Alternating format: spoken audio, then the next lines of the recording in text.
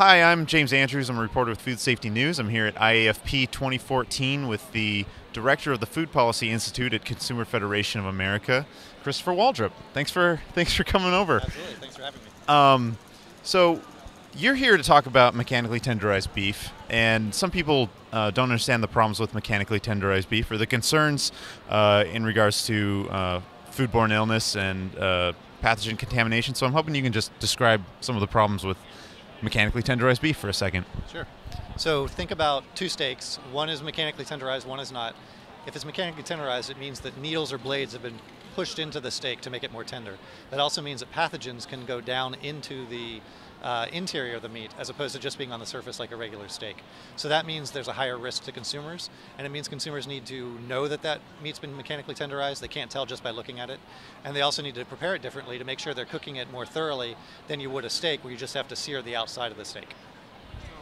And you're working on labeling legislation for mechanically tenderized steak. Could you talk a little bit about that? Sure. So the USDA, Food Safety Inspection Service, has proposed labeling for these products based on a lot of our advocacy, as well as several outbreaks that occurred linked to mechanically tenderized products, and a lot of research that was done on it. We're supporting that labeling so that it will have that information on the label that says mechanically tenderized. Also provide consumers with cooking instructions so that they know how to prepare this steak properly, and that they know they have to use a food thermometer. They know they should turn it a couple times in order to thoroughly cook the steak and make sure it's safe when they're consuming it. Some people who haven't heard about mechanical tenderization in the past, why is it becoming more common today to mechanically tenderize a steak? So it's usually done to take rough, tough pieces of meat or older pieces of meat, and it makes them a lot more easier to eat. It makes them sort of not juicier, but softer and easier to consume for consumers. So it's taking those pieces and then mechanically tenderizing so they're more they're easier to eat for consumers. That's something that consumers that the industry is doing more frequently. It's also been linked to several outbreaks, and that's why it's becoming more of an issue and a reason to have the labeling put on them. Could you talk about some of the outbreaks that have happened that have been linked to mechanically tenderized meat? Because I don't think many people are aware of them. So there's been about 6 or 7 outbreaks that have occurred since about 2004, 2007, 2009 that have occurred with these outbreaks, and they've sickened several people. Number of people have gone to the hospital, and it's been connected with these mechanically tenderized products. There's also that was the largest recall in Canadian history that occurred in a few years ago that was linked to XL Foods. That was E. coli. There were mechanically tenderized steaks that were part of that outbreak as well that sickened consumers. And Canada is now looking at labeling mechanically tenderized products. They're actually ahead of where we are. Their labeling is probably going to be final in August of this year. USDA is a little bit behind, but they did that in response to that big outbreak in Canada where there was clear link between illnesses and mechanically tenderized product. Okay, and so at the Consumer Federation of America, you deal with all sorts of consumer issues related to food and food safety. Another issue in the news right now is the USDA's new poultry rule, and there's some confusion about what the poultry rule is asking companies to test for. So I was hoping you could talk a little bit about that confusion as far as if they have to test for salmonella, if they have to test for Campylobacter, and that sort of thing.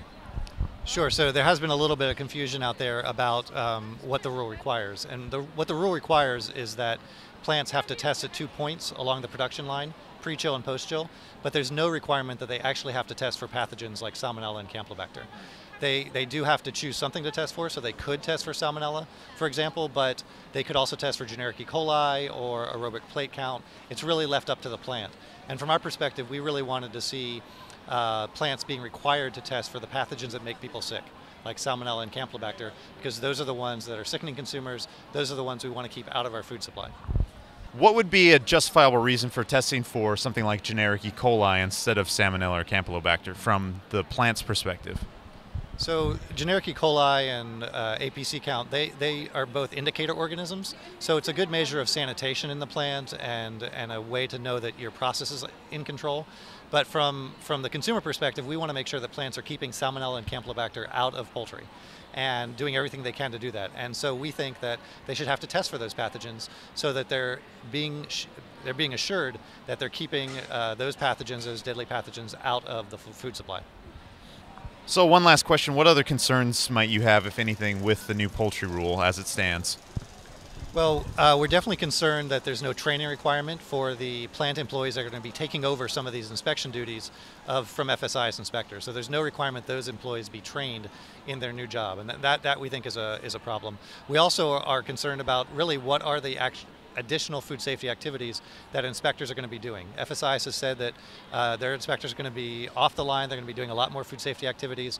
We want to know what those are and how many more activities they're doing in order to really assure food safety in the plant if they're going to be not being on the line and doing these other activities. All right, Chris, I really appreciate you taking a few minutes to speak with us. My pleasure, All right, thank you. Thanks.